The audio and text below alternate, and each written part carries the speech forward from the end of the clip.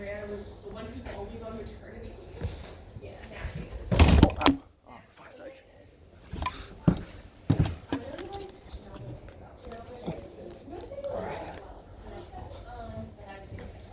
It was surprisingly boring. So it's very Hi everyone. Welcome back after Easter's. Woo! See people who made this to come back. Thanks for coming back. Good to see you again. And congratulations to our Easter's team. Welcome back as well. You guys did very, very well. Good job. Had some fun. Won at the cast. Lost them all base, but that's okay because won at the cast. Christina, if you weren't there, sorry, it's really jokes. And that's on the record. Alright, so we're going to talk about reply speeches today. If you haven't already, please scan the QR code and fill in tonight for what you'd like to do for internals. We'll put in the drawer. Reply speeches are a new thing that happens at Austral season. So we're going to go through this additional extra speech and what it is. Hello, welcome. Now, before we start, just want to acknowledge that Georgia Chahohd originally made these slides from Macquarie University a few years ago. I've stolen like 90% of them and added a couple. All the dragon gifts and fun gifts are from Georgia. She literally riddled her computer with the amount of viruses she accidentally downloaded to make this presentation with these gifts. So we owe her a lot, Georgia Chahohd. Also, was Grand Final Best Speaker of Australs 2018. Probably the best ever Australs Grand Final, or one of, if not the best. Definitely well worth watching if you enjoy watching debate. She's the second media speaker. So let's talk about Austral style. So it is the same. It is the same as Easter's. So still 3 minute routine, 6 speeches in debate, 8 minute long speeches, no POIs yet. Except you get a reply speech. What a reply speech is, it's a 4-minute speech given by each team at the conclusion of the third negative. So what will happen is that the third negative will finish their speech, and then either the first or second negative speaker will stand up and deliver a 4-minute reply speech after the third next speech, and then after that, either the first or second speaker from affirmative gets to deliver a 4-minute reply speech beside affirmative. People always ask me, why do we have these? Why is the order neg and then af like it's reversed? My theory is it's like debating has parliamentary origins. When you move a motion in Parliament, the moving team gets the final right of reply. So it's a way in which the af team now has the final say on pushing in why you should promote this motion. It kind of balances out the fact that negative gets a 12-minute block to talk about stuff on the negative block. Importantly, it can't be someone who it can't be the third speaker, because you can't be 12 minutes of content in one go. It has to be the first or second speaker. Generally, it's the first speaker, because they have the most time then in the debate to think about writing that speech, but sometimes it's the second speaker as well. I know particularly a lot of very successful Asian teams or teams in the Asian region use the second speaker as the second reply, but it's kind of what works for your team. So the way to think about replies, importantly, is they are basically biased adjudications. I think there'll be more detail on the field of thinking I'm going to say in later slides, but that means no new arguments, same as the third speaker speech, but also no new rebuttal, which is different to a third speaker speech. So you can't choose any new material. You can explain things in a way that might be fresh to the adjudicator. You can use different weighing, but you can't bring in new material to that reply speech that isn't already in the debate. So the way I think about it is third speaker is still trying to win the debate through rebuttal, through arguments, etc. Third negative, hey Eugene, third speaker is trying to win the debate still. A reply speaker is still trying to win the debate, but more importantly, they're explaining to the judge why you've already won the debate. I guess your goal as a reply speaker is to sound like an adjudicator, and then when the adjudicator speaks, have them take your reply speech and put it in their OA. So give the speech as if you're giving a decision as to why you have won that debate. Another way people phrase it is like you're trying to convince the chair in a panel discussion that the team has won, and that's what a reply would look like. So there's, I guess, 2 different ways to sort of think about it. What is the point of replies? Why do we suffer? I don't think you suffer. This was the Georgia opinion. I think reply speech is one of the best speeches to give. I love giving them. Importantly, it's a way to get insightful reframing of the debate. So it's a way to think about debates differently, that provides new ways for the judge to think about the debate, to try and make them get on your side. You also want to be persuasive. It's another opportunity to win the debate. Every speech is a chance to win the debate. And reply speeches can still win debates or shift margins, which actually the next point there can help you win a debate. There's also the question like, can a reply help you win a debate? Doesn't the judge just use those 8 minutes of time to write their OA? Sometimes they do, but reply speeches are still can win the debate. It's not often going to be the case that the reply speech alone is going to be the thing that wins the debate, but think of it as the thing that helps the judge realise you've won the debate. So maybe the things you say in the speech aren't debate winning, but you're reminding the judge of all the other debate winning things you've already said and giving them the tools to understand why you won the debate. So reply speeches can and do win debates. What you want to do with these reply speeches is show the adjudicator what you have won and what they failed to prove. So Brendan Winters talks a lot about this. He has a very good seminar on offshore style replies on YouTube as well, about replies tell a story of the debate, and the story they tell is how the other team failed to win the debate and how you then succeeded in winning the debate. Sometimes you do both, sometimes you prioritize one of those things over the other, but think about it as a narrative explaining to the judge how they will come across winning this debate. And yeah, importantly, you want to show why your roadmap to winning is the best, so why your path to victory has succeeded and why it is successful. Now, what we're going to do for a bit of a break, because I think it's more useful, because they're a bit of a strange concept, like what do they look like, how do they do thirds. We're going to watch a reply speech quite early in tonight's presentation, so you kind of see what we're talking about, hello, and then apply, and then until hopefully the rest of it will make sense. This recording we're about to play, it's an older reply. It's from Elle Jones, who I personally believe is the greatest debater of all time. She's an old debater from UC. She was a brilliant first and a brilliant reply speaker, because her structure and clarity is above reproach, beyond par. And the motion she does here is that employers should have access to the criminal records of their employees. I can't remember if she's Apple or Meg, but I guess we'll find out. And the important thing about this reply is it's annotated, so it will bring up her structure as we're going, so you can sort of watch and see what it looks like and hopefully get a picture of how she's structured approaching this reply. And then we'll go through some of the things she did in later slides. Oh, there it is.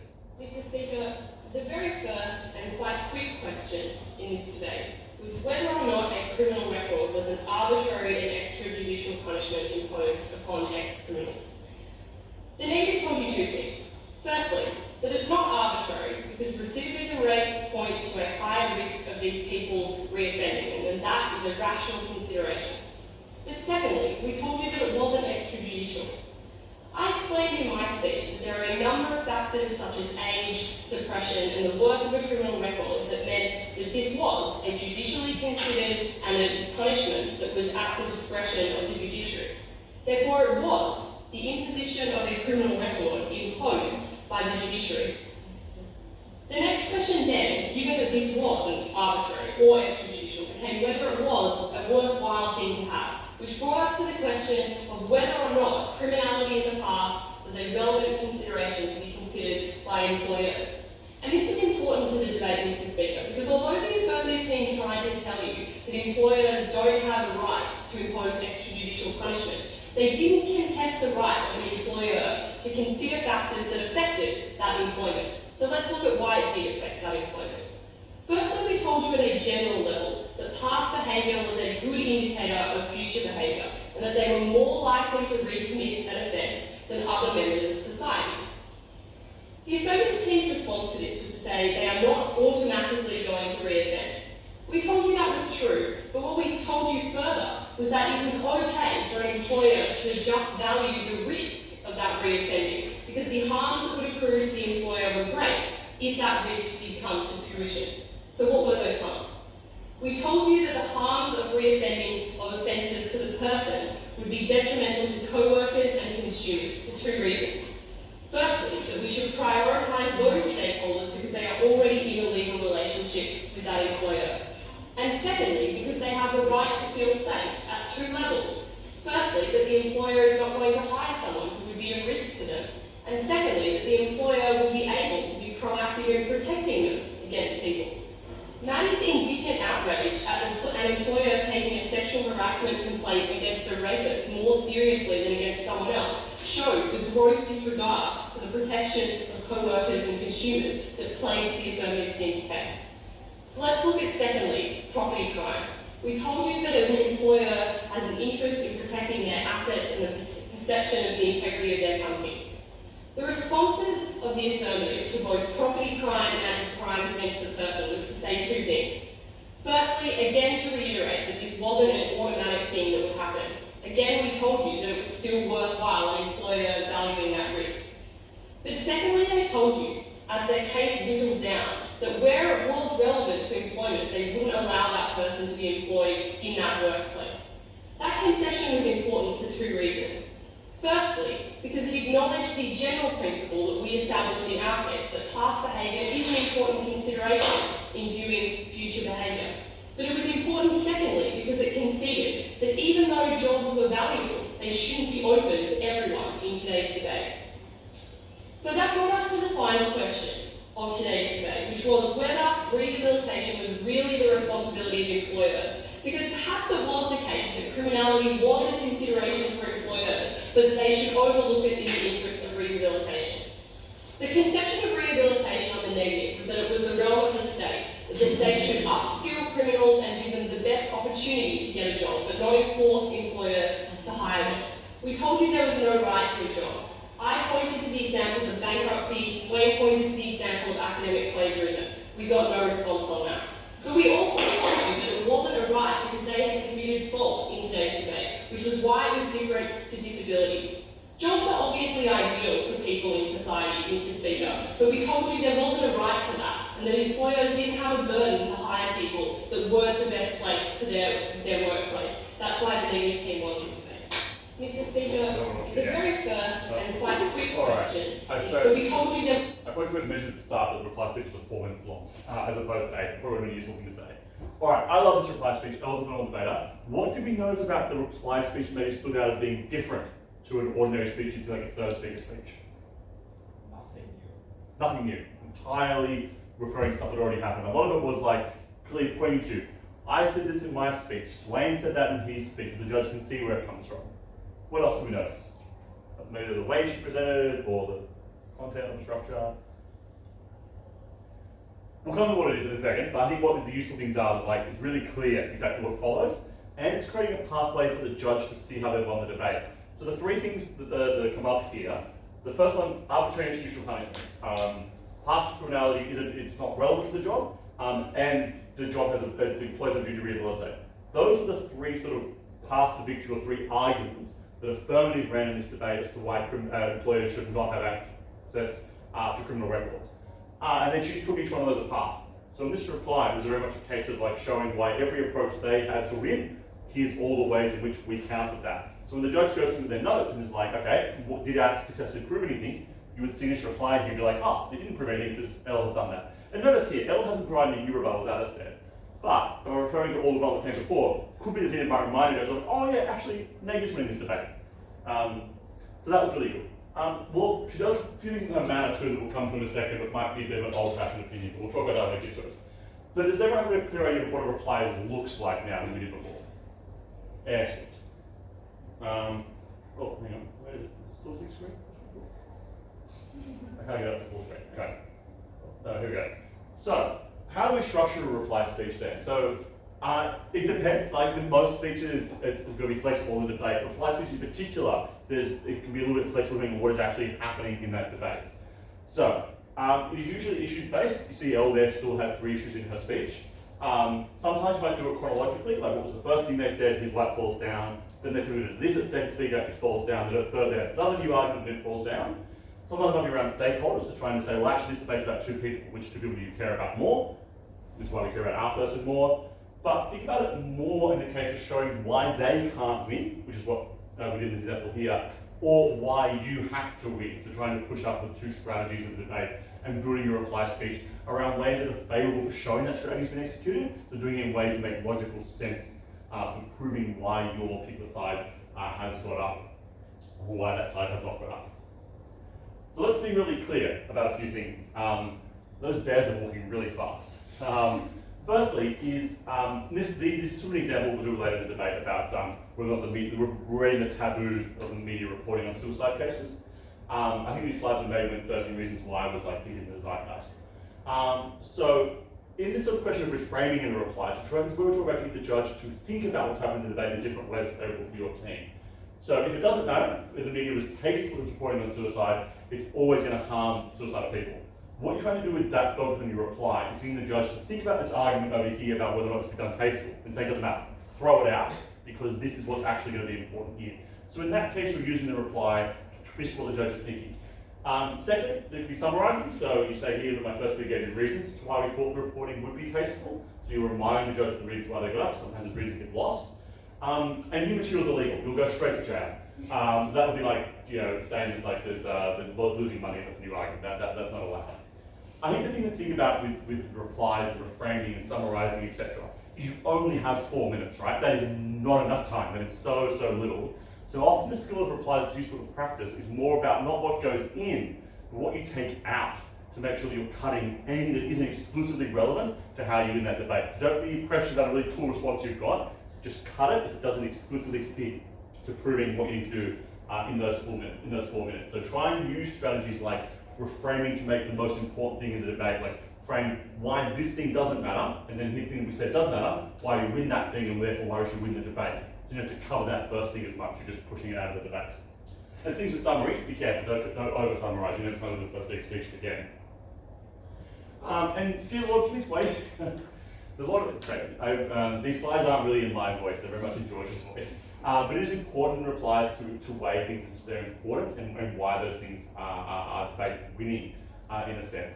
Because the thing that changed a little bit between the third speaker and the reply speaker relationship at Austral style is that I guess schools of thought can reasonably differ on what I'm about to say here. But generally at Australs, your third speaker becomes way more of a rebuttal machine because they've just got 8 minutes to just power through rebuttal and try and take down their case. Leaving the reply speaker to do some more of the weighing stuff that you would normally put in third speaker speech at Easters. So they can do things like explaining why this is more important, affects more people, should be considered more highly, etc. Again, without introducing new material, that sort of weighing stuff can be done at reply. I guess that is my question. Why would weight not be seen as new material? I guess it's not new material because you're not introducing a new argument per se or a new response, but it's a new way for the judge to view the argument relative to something else. So like if you're introducing your weighing is like you should value our argument more because there are like 1 million more people are impacted, but you haven't mentioned that 1 million more people earlier. That would probably cross that line to new material. But if you're talking about like you should weigh us more because that's what we explained it first. This impacts a lot of people. Maybe you haven't done that explanation of that. That's what that scale should do. That wouldn't be new material because you're just taking the argument you made that says it has scale, and here's how you should judge that scale. You're not introducing the scale at reply. Does that make sense? Yeah. Awesome. Quick break, if you haven't already, please scan the QR code and sign up for the panels tonight to get yourself put on the draw. I think everyone had a chance to do that already. A couple of seconds more. I always forget how big this screen is. It's a really big QR code. At the end, we also have a copy of the names. They're not here, but just add them and read that possible. Oh yeah, at the manual, if you just want to sign them up to the form now as well, if people are coming. More the merrier. Yeah, they'll get it at the end of the set. Oh, excellent, yeah. So just either sign them up or message Eugene or Ava with the people. Cool, thanks. Eugene, I sent Ava the link as well, so between you guys. All right. How do we then say a reply? This is the thing I was trying to get to earlier to talk about now, but I guess it's difficult without seeing the rest of the debate to know what I was getting at with the manner. Is traditionally, your reply speeches are done in a far more relaxed, official manner. And so the angry debater event of like, Mr. Speaker, we won this debate by 3 reasons. They were wrong on this front. They're stupid. That's kind of not au fait in replies. Then again, you watch Student Paul give a reply, and it's like the opposite to what I've just told you. So there are many ways to approach a reply speech. Students are very good reply speakers, to be very clear. You did win options. But traditionally, the way a reply speech is done is it's about creating contrast. So when you have to deliver a reply, what you're trying to do with your manner and your style is just sound entirely reasonable. You're trying to sound like an honest person, getting up there quite clearly, reasonably, calmly explaining why one team has won the debate and one team has lost. There's not necessarily inherent value to that calmness versus anger. I think the more important value of that comes from the contrast, because your third speakers often get quite angry and aggro and rebuttal. So having that change of tone creates a bit of contrast for the judge to see the debate in a different way, and sort of find it a bit more believable, because if it's just, especially on negative block where you've got the third speech for 8 minutes and then a 4-minute reply, 12 minutes of just angry yelling can get a bit much at the end, so creating that contrast is useful. In saying the opposite can sometimes be true. If you've got a very reserved third speaker, sometimes something with more oomph in your reply can be useful, but it's more about contrast in the way that it's done. And obviously judges shouldn't be judging on your manner. You're not going to lose a debate because your reply speech manner was too angry. But it can be about the way in which you create a persona or an image. I think this is sort of gone out of vogue, but some speakers would they do their first speaker speech, no glasses, etc., like really, and then they get up to the reply and they like tuck their shirt in and put on the glasses and get up there and then be really calm and relaxed to create a whole different contrast. That kind of extreme has kind of gone out of vogue, I think. It didn't used to sound that. I guess what you're trying to do is you're trying to sound unbiased. And you want to try and sound reflective. So you want to try and point out who said what. That's something Elsie quite well at the end there, when it was just like, or in fact, her whole speech, it was like, I told you this, because she was the first speaker. But Swain also told you this when he was doing rebuttal. If you point to where it's come out previously in the debate, whether it actually has or not, the judge is more likely to believe it has if you tell them where it came out. You will try and trick them into believing it. So it's quite useful to point to the points of where the information comes out in the debate and where you say it. And also be careful to point out when you move between what we said and what they said. Sometimes with reply speech, there's a lot of like listing they said, we said. Make a clear delineation between content you said and content the other team has said. The other stylistic thing that's also fallen a bit out of vogue, but I still kind of like as a traditionalist, is to use third-party language. So it's not my team and the other team, it is side affirmative and side negative. You're all good. Because that also, again, makes it a bit more unbiased if you're not referring to us and we all the time, but rather affirmative and negative. You notice Elle didn't do that. She referred to her team in the first person. So it's like, again, not a hard and fast rule, but I think a nice stylistic tick as well sort of makes it a bit more, again, reflective on the debate rather than like a passionate member of the debate trying to win it. Does that make sense? How to say a reply? Oh, sorry, the last thing I said how to say a reply is there's obviously a tendency with replies, like you want to get so much content in there, so then just like, I'm running out of time, I'm going to rush through it. That's a hard habit to break. Something you should try and break out of is rather than just trying to cram content in there by speaking faster, is just cop the loss and just cut out some material and just speak at a reasonable pace. And I think to be more useful in being responsive as a reply, because you're more likely to have a judge tune out and just start writing their oral adjudication and not listen if you're speaking at such a speed that they can't actually understand you. You want to grab their attention. How do we then write a reply speech? So you've got to consider your game plan to win, because ultimately the reply speech is about showing how your game plan has been successful and how the other team's game plan has not been successful. So if you are neg, think about, for example, what are you doing on neg? What's your stance, your position? Are you denying there's a problem? So maybe you want to start with the question whether or not a problem even exists. Even if the problem does exist, why does a negative team make the world even worse? Or why does the affirmative team make the world even worse, whatever it might be. So think about what is the approach we've taken right from the start of this debate, and that can influence how you then structure the reply that you are given. Also for the negative, you want to make people be like, well, okay, we're not saying there's no problem in terms of deal with that issue, we're just saying that you make things worse.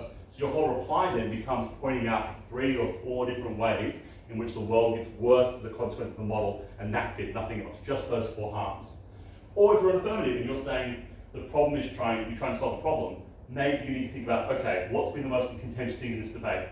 If the most contentious thing has been whether or not the problem exists, maybe my whole reply needs to be about why that problem exists. And then like, well, 3 minutes on why it exists, 1 minute on how we solve it.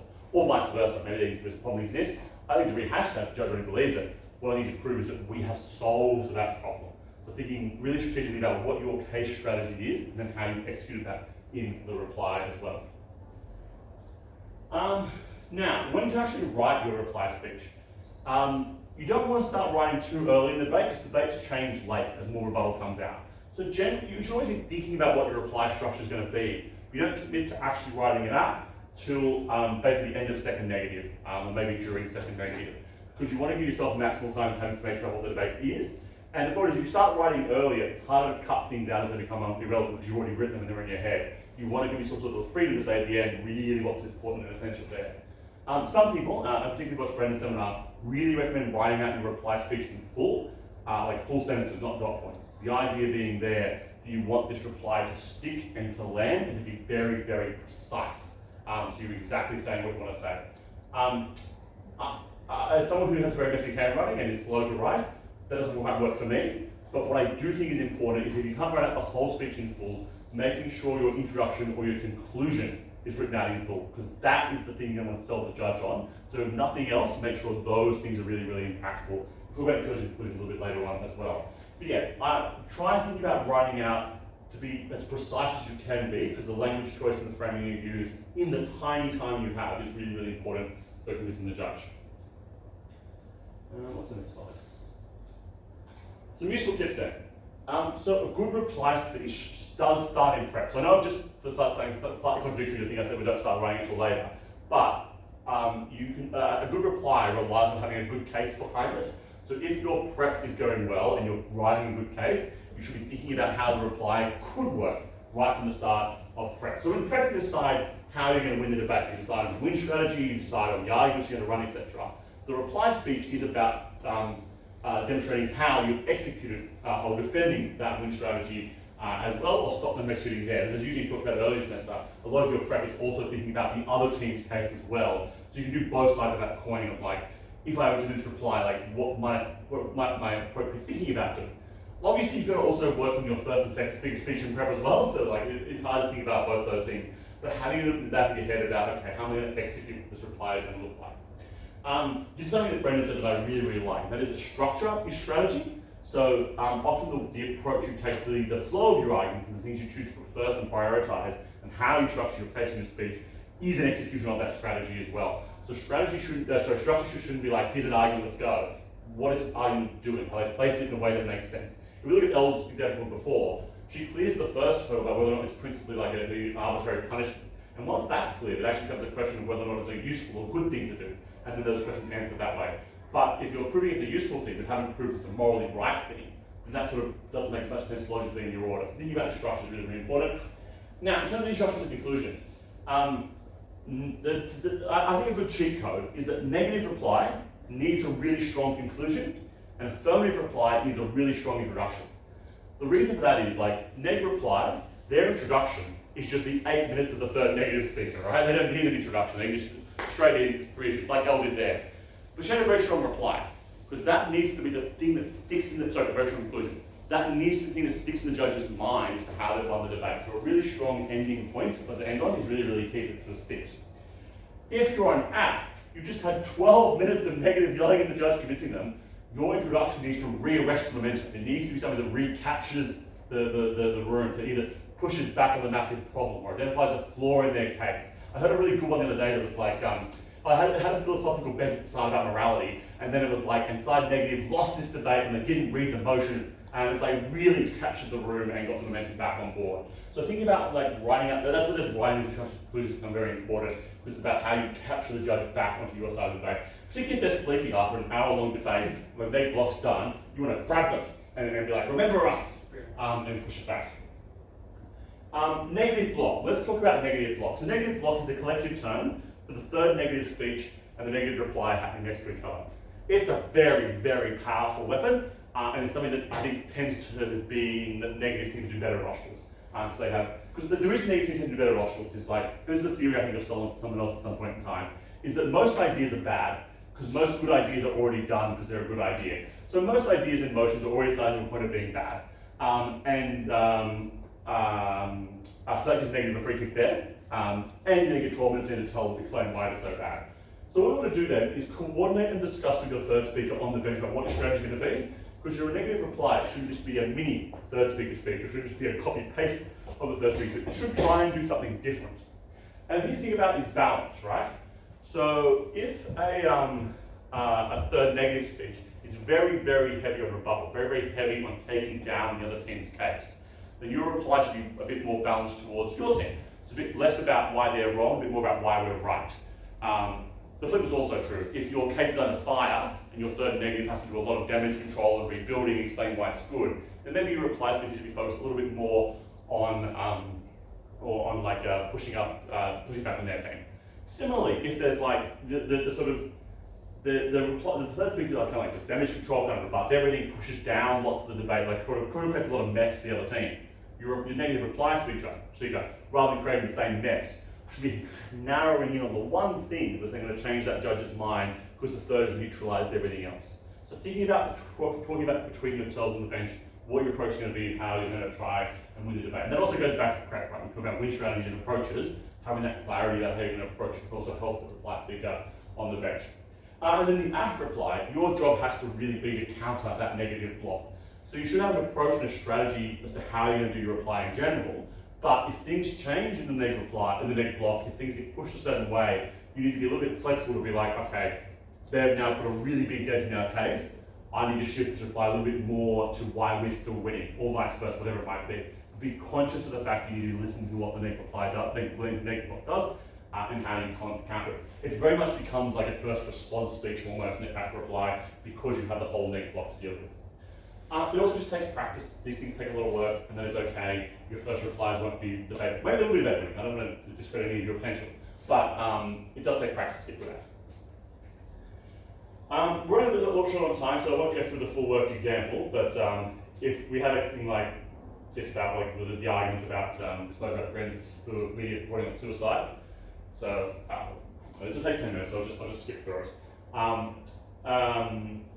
So it's intense, right? So this is how you win Australs, guys. You think about your wife being held hostage, and that's how you pull out your best speeches. You don't actually do that, to be very, very clear to everyone watching online.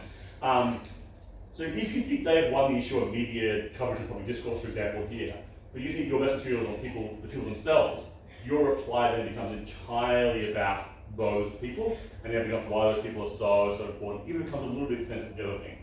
That's I guess what your reply speech should do, is focus on the thing you're winning, expensive the other thing. Because it's like you can't. It's very hard to win an issue if you haven't rebutted it already at reply. So you want to try and do the reframing, the re-importance of your issue to try and push back. Here's an example, right? You like change the goalpost, right? Make the debate not about the thing they're winning on, and make the debate about something else over here, and that being your thing overall. And explain why you won the other issues, that how you don't win, you still win the debate. Lots of evidence. Okay, quickly judging replies. They are scored between 35 and 40, because standard speech is scored between 70 and 80, but my speech is 35 to 40. They're half a speech, so they get half the points. Do not minus 40 to score. So there has been a fiendish evil trend that's happened as a result of online debating, where judges have been taking substantive going, oh, it's about a 77, if I would score it normally, I'll just take 40 points off and give it a 37. That's wrong, that's not how math works. It's half a speech. So you don't minus 40, you divide by 2. And I know you're all laughing, how silly is that? It happens all the fucking time. Like there have been so many, like we've had rounds at Australs and UADC need to be redrawn, or later just like, sorry, we didn't pick it up, where people have scored replies incorrectly by doing it the wrong way. Because if you want to give someone the equivalent of a 77 in a reply speech, that should be a 38.5, right? Because that is half. If you then minus 40 and give them a 37, that's an equivalent of 74, which is a lot worse than what you want to try and give them. So just divide by 2. I beg you, please get out a calculator, divide by 2.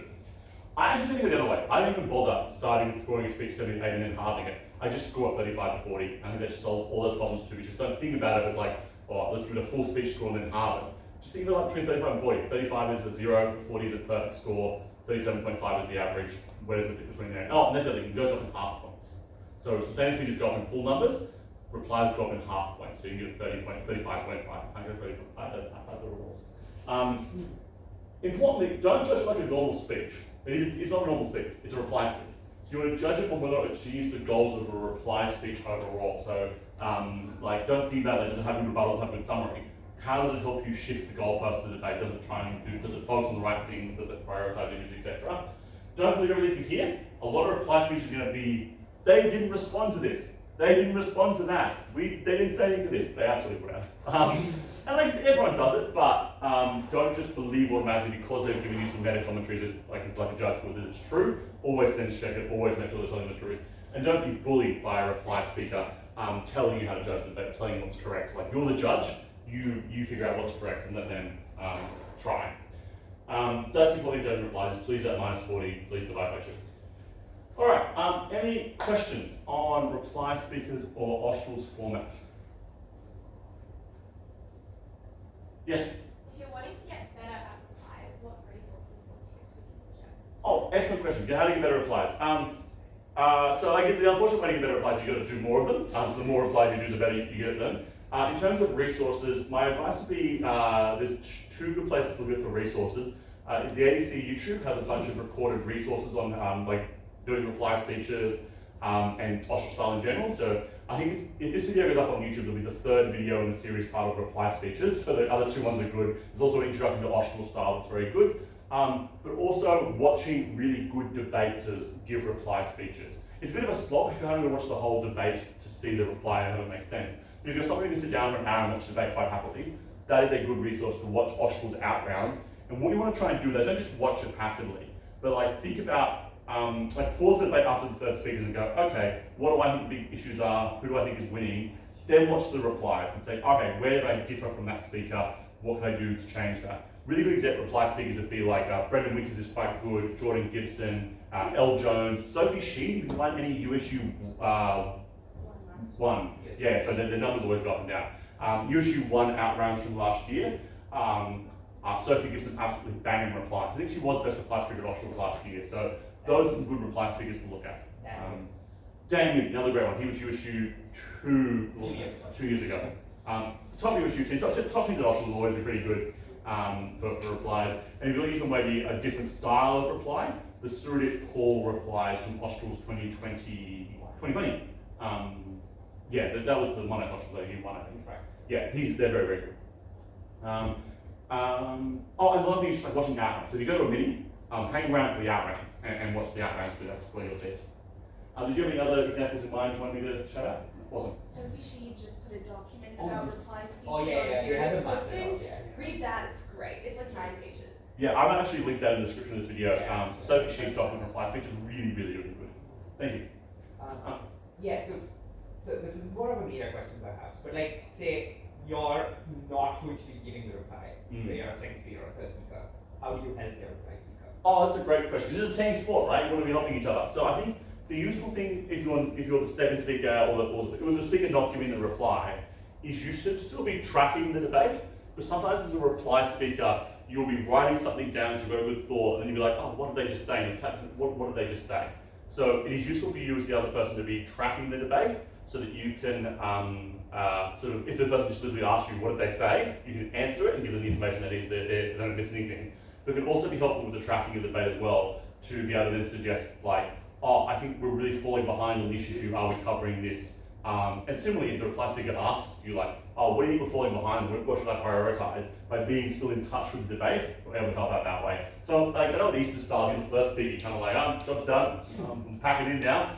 You can't leave it out of Australs, you got to be switched on for the whole hour and helping in that way.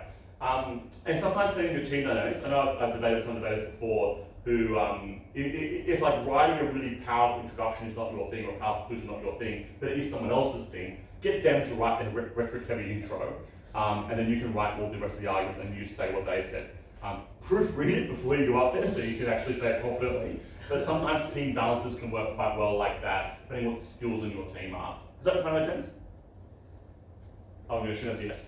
Are there any other questions? Yes, Mark. You mentioned about coordinating neck lock on the bench. How do you do that without being loud and annoying? Whispering. I'm a bad whisperer too, but I think it's useful to try and you keep the voice low. I find it useful to try and talk in between the speeches, because people care less about you talking a bit louder when people are getting up and sitting down. So try and discuss then. But also, if you do a little stuff in prep about your strategy, the green lights and general starting points in prep about like, okay, assuming like this wind showing is working well, I'm going to do this, you're going to do that. And then the more you get, the more sort of shorthand you'll get, like, here's where I'm going to focus, etc. Or even just if your handwriting is good, just showing the headings of your issues will be able to show what you're going to prioritize. But yeah, unfortunately, it's just got to whisper is the hard part. Okay, I think I've gone a little bit over time again. If there are no further questions. No, all right, thank you very much for your time. Please reply to this stuff fun. Keep doing Austral style debating. Please go to Australs, if not this year, next year. And yeah, thank you very much, everyone.